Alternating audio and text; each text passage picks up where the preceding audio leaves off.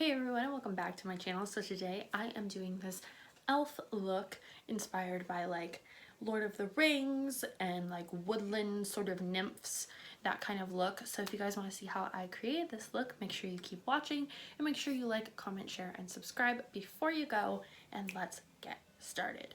So the first shadow I'm going to dip into is in the Tammy X palette, and this is a Makeup Revolution palette, and I'm just going into this green.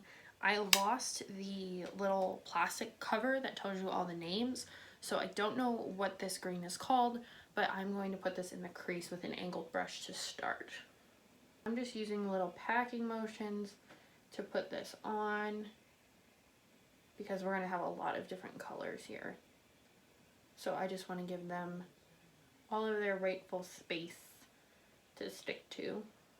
Now going into the Makeup Pro 3 palette, I'm going to take the color Crepe, which is kind of this bone color here, and use this as an under the brow highlight using little blending, buffing, circular motions.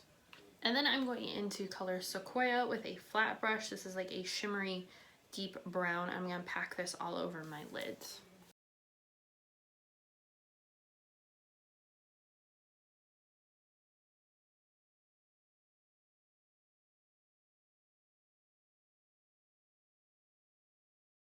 So I went ahead and did my base, and now I'm going in with this Marcel pencil, and I'm just going to line the whole way around my eye, so the upper lid and then the waterline.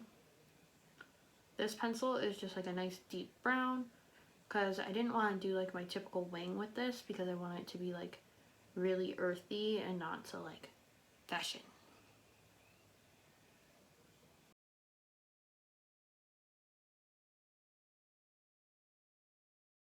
I'm gonna curl my lashes because I am not doing any falsies today. So I'm just gonna give them a little extra lift. And then a little bit of a lash primer. This is the L'Oreal Voluminous Primer. I threw my wig on just so I could see what I would be working with for forehead space, because we're going to use some more Wet n Wild Fantasy Maker stencils, and today we're going to be using these leaves, and I'm going to put them right above my eyebrows. And for the leaf, I am going to start with Head Rush from ColourPop, and it's just kind of like a deep, almost black brown. I'm going to put this at the base.